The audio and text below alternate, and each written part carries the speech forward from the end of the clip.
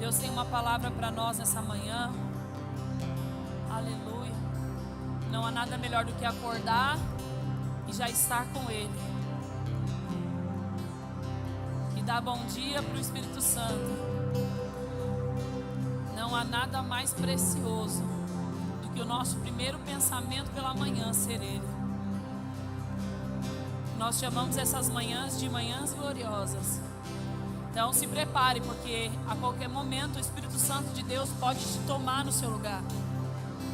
Não fique esperando nada do Ministério de Louvor, não fique esperando nada do Emerson, não espere nada de mim, não espere nada dos obreiros, espere dele, porque ele está aqui, porque a palavra dele vai dizer que onde há 2 ou 3 reunidos, clamando por ele, ali ele se faz presente. O Senhor já chegou aqui a partir do momento que a segunda e terceira pessoa começou a orar, começou a clamar por ele. Se Deus se faz presente, quando tem 3 pessoas chamando por ele, 2 ou 3, imagina só, quando há uma multidão como há aqui nessa manhã, que está dizendo, ora vem, Senhor Jesus, vem se manifestar em nosso meio, quando há uma multidão adorando a Deus. A vez que eu li na Bíblia em Atos, que estavam todos juntos, reunidos, orando e esperando em Deus, algo poderoso aconteceu em Atos 2, e eles foram cheios do Espírito Santo. A vida daqueles apóstolos nunca mais foi a mesma depois de Atos 2. Nós estamos aqui, como aqueles discípulos, juntos, clamando por Ele e aguardando. Então a qualquer momento Ele vai vir, como Ele veio em Pentecoste, e aí Ele pode te curar. E você vai sair daqui dizendo, eu entrei aqui, eu tinha uma enfermidade, mas Deus me curou. Você vai entrar aqui, você entrou aqui e de repente você vai sair dizendo, eu falei em línguas estranhas, o Espírito Santo de Deus me visitou. Você vai sair daqui e vai viver milagres, porque a palavra de Deus diz que depois que os apóstolos foram cheios do Espírito Santo, ao sair dali, eles viveram milagres, eles viveram sinais e maravilhas. Então eu não sei se você está entendendo, igreja, eu sei que é de manhã, eu sei que está frio, eu sei que está chovendo, eu sei que o clima pede para a gente ficar na cama, mas eu quero te convidar a estar com Ele nessa manhã. Eu quero te convidar a clamar, como aqueles discípulos clamavam para o Pentecoste. Jesus disse, fique em Jerusalém, até que do alto sejais revestido de poder. Mas em Atos 2, aconteceu aquilo que Jesus disse. Eles foram cheios do Espírito Santo, e a vida deles nunca mais foi a mesma. Eu te convido nessa manhã a estar orando, a estar clamando, a estar crendo, que nós vivemos por aquilo que nós não vemos, mas nós lemos, nós sabemos que é real, nós sentimos. Eu te convido nessa manhã a sair daqui como aqueles discípulos saíram de Pentecoste e ter a tua vida completamente transformada. Só quem crê nisso comigo vai dar um aplauso ao Senhor Jesus. Aleluia.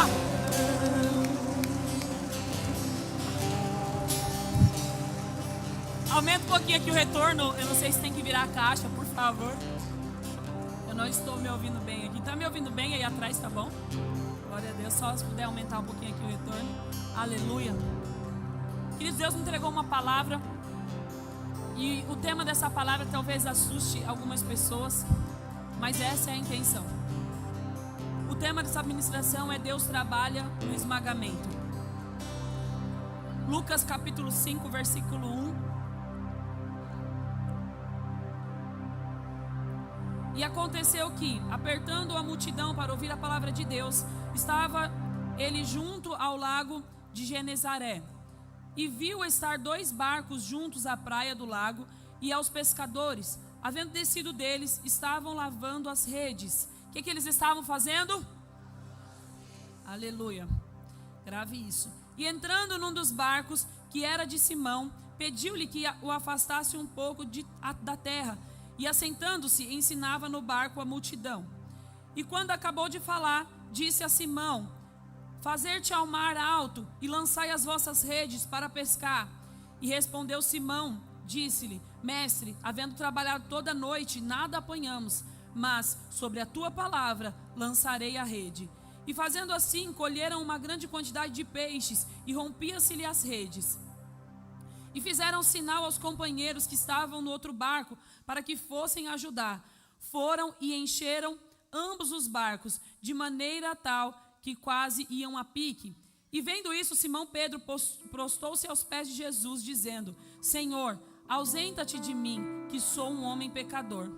Pois que espanto se apoderará dele e de todos os que estavam, por causa da pesca de peixe que haviam feito. E de igual modo também de Tiago e João, filhos de Zebedeu, que eram companheiros de Simão. E disse Jesus a Simão: não temas, de agora em diante serás pescadores de homens. E levando os barcos da terra, deixaram tudo e o seguiram. Amém? Pode assentar-se, aplaudindo ao Senhor. Aleluia.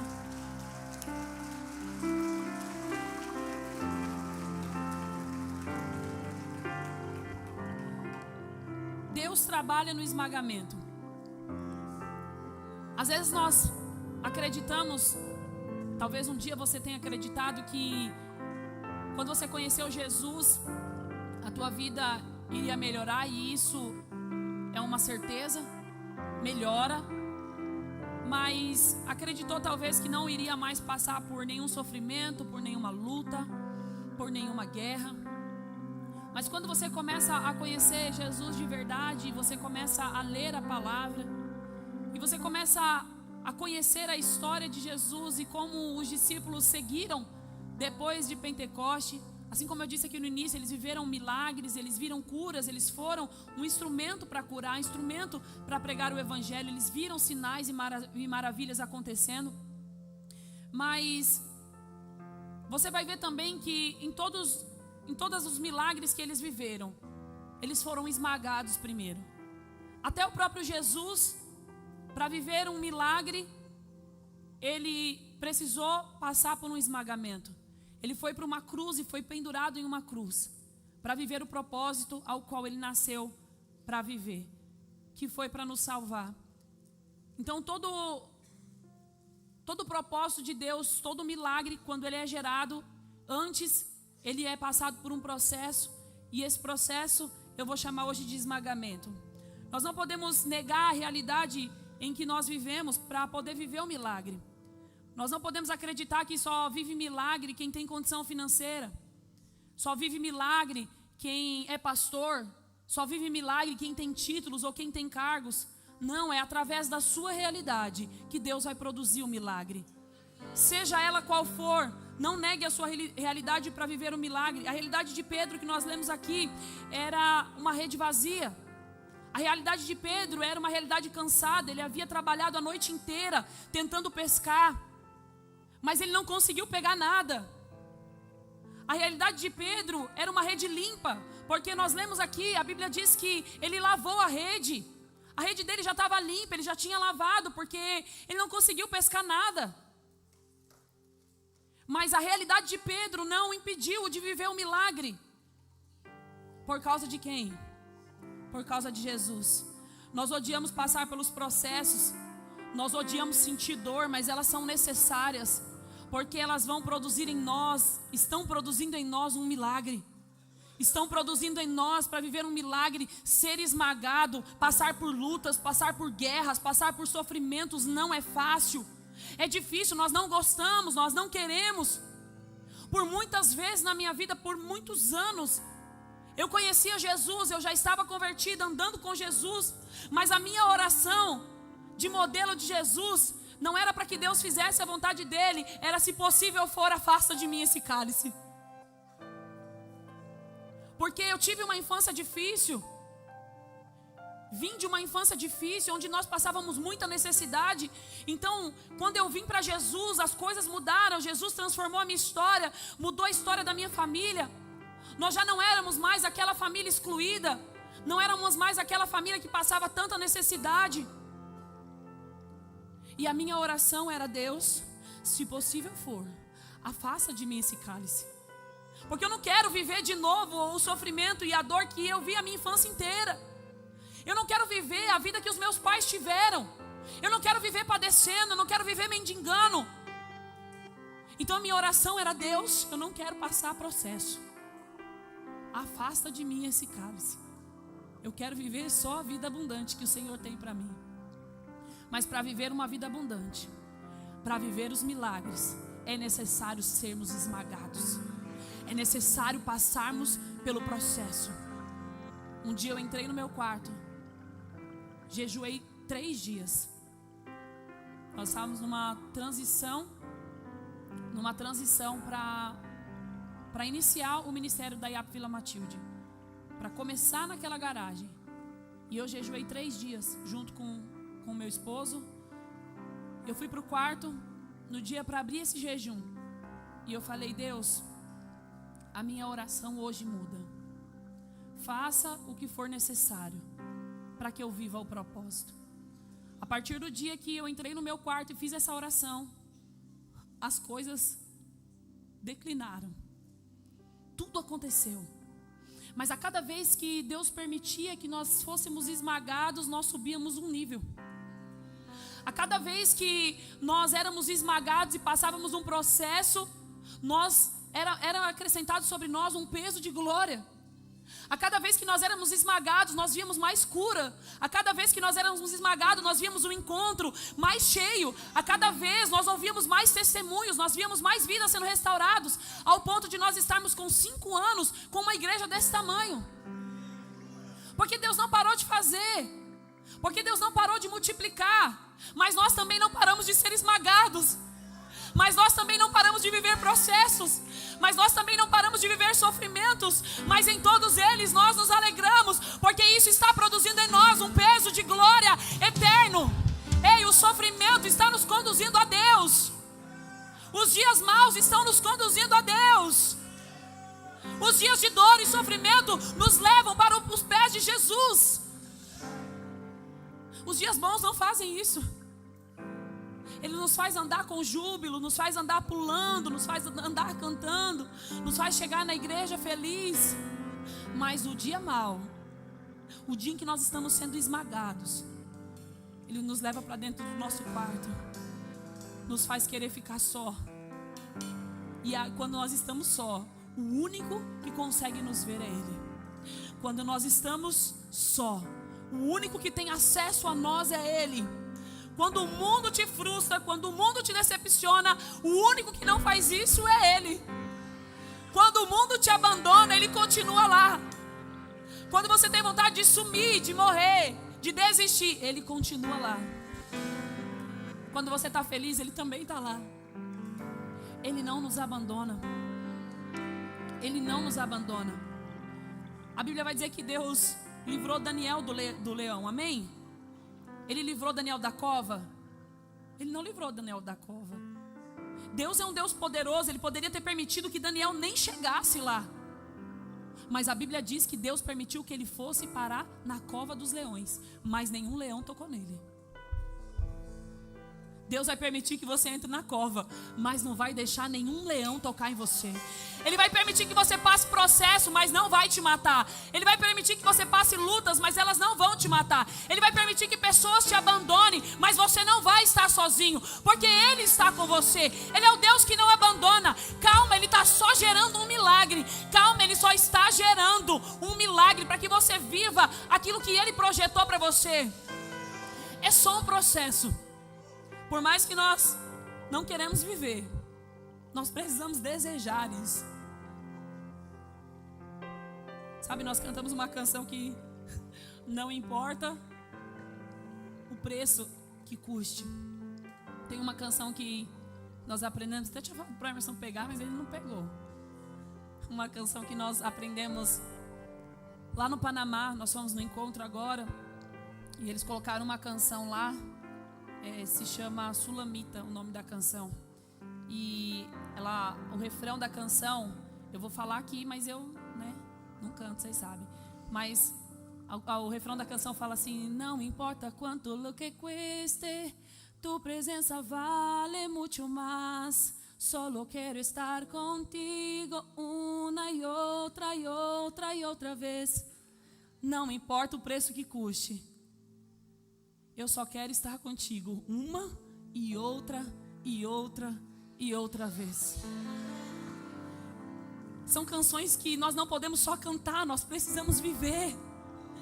No meio do processo, não importa o preço que custe, a tua presença vale muito mais. Eu quero ela uma vez e outra vez e outra vez, até que ela me consuma, até que ela me quebrante, até que ela me transforme, até que ela me cure. Eu não sei se você está entendendo. É até que ela te vire de ponta cabeça, é até que Deus faça o milagre. Enquanto o milagre chegar, eu não paro. Enquanto o milagre não chegar, eu não paro. Eu vou continuar lavando a rede, eu vou continuar lançando, eu vou continuar pescando.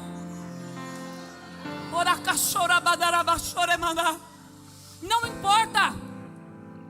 A presença de Deus vale muito mais, até um ponto de Jesus olhar para nós e dizer: lança a rede.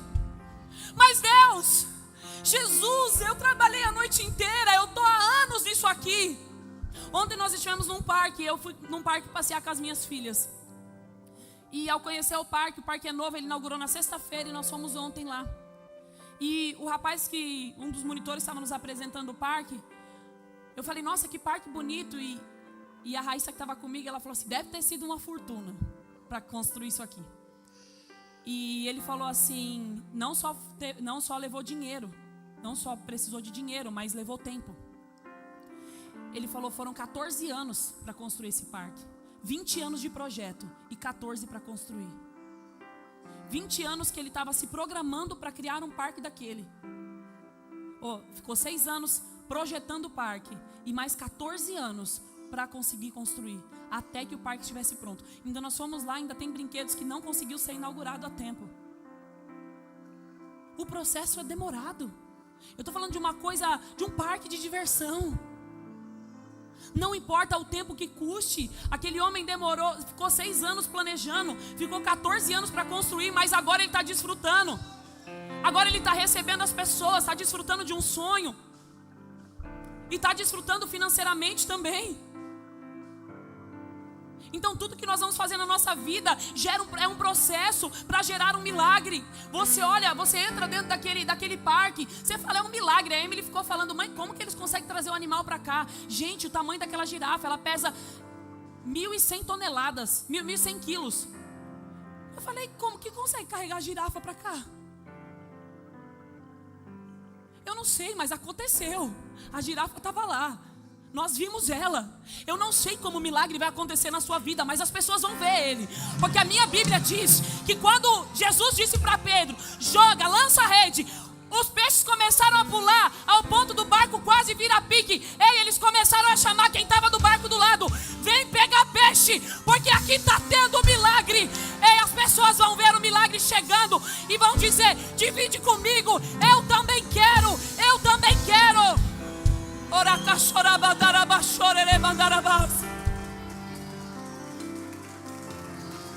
Ninguém viu que você ficou pescando a noite inteira. Aqueles barcos que estavam em volta de Pedro talvez não viram que ele ficou tentando a noite inteira e não tinha conseguido. Mas na hora que Jesus disse: lança a rede, todos tiveram que ver ele colhendo. Não vão ver o seu sofrimento. Não é para isso que você vai sofrer. Não é para que as pessoas vejam. Não é para que elas notem. Não é para que elas te ajudem. Porque se você estiver sofrendo para que elas vejam, o nome disso é vitimismo. E Deus não tem nada com quem se faz de vítima. Porque Deus não foi vítima. Jesus não foi vítima. A Bíblia diz que ele foi como uma ovelha muda em direção ao matadouro. Não abriu a sua boca. Ele era inocente, ele não se justificou. Ele não precisou falar que ele era o filho de Deus. Ele foi mudo. Mas o peso de glória que veio ao terceiro dia, quando ele ressuscitou, quando ele encontrou aqueles discípulos a caminho de Emaús, ei, a Bíblia diz que eles falaram: bem que eu via que quando ele falava, o meu coração queimava. Naquele dia eles receberam uma palavra para que a vida deles fosse transformada. Eu não sei se você crê, mas nessa manhã nós estamos recebendo uma palavra para que a nossa vida seja transformada. Eu não aceito ter vindo a este culto e sair dele da mesma maneira que eu entrei. Eu não aceito ter vindo aqui passando guerras, passando lutas e sair daqui pensando em desistir. Não, eu creio no milagre. Eu creio que o meu barco vai encher de peixe ao ponto de ter para multiplicar. Você crê nisso? Pedro disse: eu já lavei as redes. As lutas querem nos fazer parar. As lutas querem nos paralisar. Pastora, mas eu sofro demais, porque eu sou pobre. Mas quem disse que luta é para pobre? Luta é para justo. Luta não é para pobre. Luta não é para quem não tem dinheiro na conta, para quem não é empresário. Se fosse assim, nós não veríamos tantas pessoas de classe média alta, e a porcentagem é muito maior, de suicídios, de depressão, de crise, de ansiedade. Se o dinheiro resolvesse o problema, eles não estavam se matando, não estavam tomando antidepressivos. O dinheiro, ele não vai parar a tua luta. Se você não souber administrá-lo, ele vai te matar. Essa é a realidade. Você tem que escravizar o seu dinheiro para que Deus reine. Ele tem que ser o seu escravo, não o seu senhor. A aflição, ela vem para aquele que é justo, para aquele que quer o reino dos céus, para aquele que está tomando o reino à força, para aquele que está dizendo: eu estou passando por aflições, eu trabalhei a noite inteira, eu estou cansado, eu já lavei a rede, peixe nenhum pulou aqui. Mas como nós lemos no começo do versículo 5 aqui, mesmo assim, mesmo que Pedro tinha trabalhado a noite inteira, mesmo que Pedro não tinha pescado nada, mesmo que as redes já estavam limpas, a Bíblia vai dizer que Pedro empresta o barco para Jesus pregar. O propósito não parou. Mesmo que ele tinha passado por aflições, ele empresta o barco para Jesus pregar. E aí Jesus diz: lança a rede, Pedro. Pode lançar a rede. E Pedro creu, porque ele disse: Senhor, eu trabalhei a noite inteira, eu não pesquei nada, as redes estão lavadas, eu não pesquei nada, mas na tua palavra, debaixo da tua palavra, porque o Senhor está dizendo para mim jogar rede, eu vou fazer isso de novo. Aí é onde entra a canção que eu disse: uma e outra vez, e outra vez, e outra vez. Não importa quantas vezes você tente. Se Jesus está dizendo joga, então joga. Se Jesus está dizendo agora é a hora de colher o milagre, então vai. Não importa quanto tempo você teve trabalhando, se foi a noite inteira como Pedro, ou se foi há 14, 20 anos como esse rapaz, dono do parque. Não importa. Se Jesus está dizendo lança a rede, então é a sua hora. Quando que Jesus não vai dizer para lançar a rede? Se você desistir. Se você no meio do processo dizer: Deus, para mim não dá, eu cansei, aí é com você. Agora se você continuar, mesmo capengando, igual o apóstolo Paulo diz: embora o meu exterior esteja cansado, o meu interior vai se renovando dia após dia, porque todas as vezes que eu entro na presença de Deus, eu sou renovado, porque eu entendo que tudo isso aqui vai passar. Isso são leves, a palavra de Deus vai dizer que isso são leves e momentâneas tribulações, que estão produzindo em nós um peso de glória eterno. Quer adorar Deus? Quer viver milagre? Quer viver sinais e maravilhas? Quer que Deus te use? Bem-vindo ao esmagamento. E nós temos que se alegrar. É difícil se alegrar na provação, mas nós temos que se alegrar. Continue lavando as redes, igreja. Jesus está olhando você lavar as redes, mas Jesus está vendo que você não desistiu, você continua no barco. Ele está vendo você lavar as redes, Ele está vendo você trabalhando, mas Ele está vendo que você também não está parando. Ele está vendo, Jesus está vendo, mesmo que ninguém esteja vendo, Jesus está vendo. Mesmo que você não esteja vendo nada acontecer, continue lavando as redes. A rede vai transbordar de peixe, diga amém. O barco de Pedro virou um púlpito para Jesus pregar o evangelho. Aonde você passou suas aflições, aonde você passou suas lutas, aonde você enfrentou guerras, é o lugar onde Deus vai te usar. Jesus poderia ter ido para outro lugar, mas não, Ele usou o barco de Pedro, o cara que tinha trabalhado a noite inteira e não tinha conseguido nada. Jesus vai te usar poderosamente em todos os lugares onde você passou guerra, onde você passou luta, onde você mais teve frustração, é o lugar onde Deus mais vai te usar. Os milagres vão pular na sua rede. Você consegue crer nisso? Os milagres vão saltar na sua rede. Vão começar a ver e você vai começar a dizer: você também quer um pouco? Vem aqui. Ei, vamos ali, tem um culto domingo de manhã, às 10 da manhã. Vem comigo, porque lá está tendo peixe, está tendo milagre. Deus está fazendo. Deus não para de fazer. Por quê, pastora? Porque Ele ainda é o mesmo. Olha, Ele não vai te livrar da cova, não. Ele vai te livrar do leão. Porque Ele não quer contar que você não foi para a cova. Ele quer contar, ele foi para a cova, mas ninguém tocou nele. O leão não tocou, ninguém tocou nele. É para o milagre ser maior. Deus está trabalhando nos nossos dias difíceis. Deus está nos aperfeiçoando nos nossos dias difíceis. Deus está gerando um milagre nos nossos dias difíceis.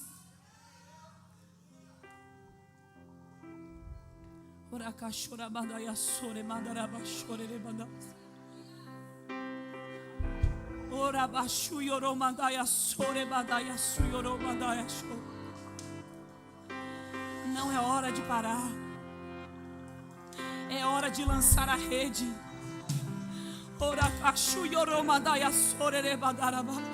Ei, os planos que Deus tem para nós são planos de paz e não de mal, para nos dar um futuro e uma esperança.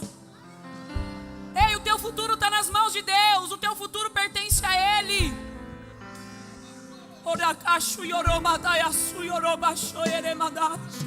Pastor, eu quero ser usada por Deus. Bem-vindo ao esmagamento. Deus vai te esmagar, mas Ele vai te usar também. Deus vai te esmagar, mas você vai ver os enfermos sendo curados. Mas você vai para as nações para pregar o evangelho, para dizer: eu sou esmagado, mas na mesma medida que eu sou esmagado, o meu barco transborda e eu vivo de milagres. Coloque-se de pé, por favor.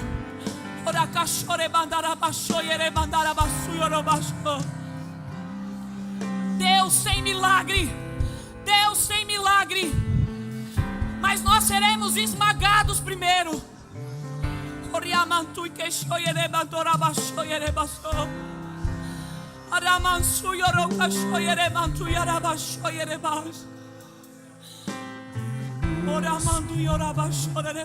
Feche os teus olhos. Se imagine você no mar com Jesus agora. Imagina que Ele está lá com você. Ele conhece o seu cansaço. Ele conhece as tuas aflições. Ele conhece a fadiga. Ele sabe que é difícil. Ele experimentou disso. A Bíblia diz que Ele se fez homem e habitou entre nós. Ele sabe o que é isso. Quando Ele estava no Getsemane, Ele provou disso. Ele disse: Deus, eu sei que o que me espera é dolorido. Se possível for, afasta de mim esse cálice, mas todavia seja feita a tua vontade. Continue. Quando nós somos esmagados, quando nós somos espremidos, é retirado de nós algo extraordinário. Quer ter unção? Quer ter palavra? Quer ver pessoas sendo curadas através da tua oração? Quer ver famílias sendo restauradas? Quer ver tua empresa deslanchando? Quer ver você vivendo de milagres? Quer entrar nas comunidades e fazer projeto social? Bem-vindo, seja esmagado primeiro. Quer adorar a Deus e levar uma multidão de Deus à adoração, e durante a tua adoração, a tua dança, as pessoas sejam curadas, sejam libertas? Bem-vindo, primeiro você vai ser esmagado.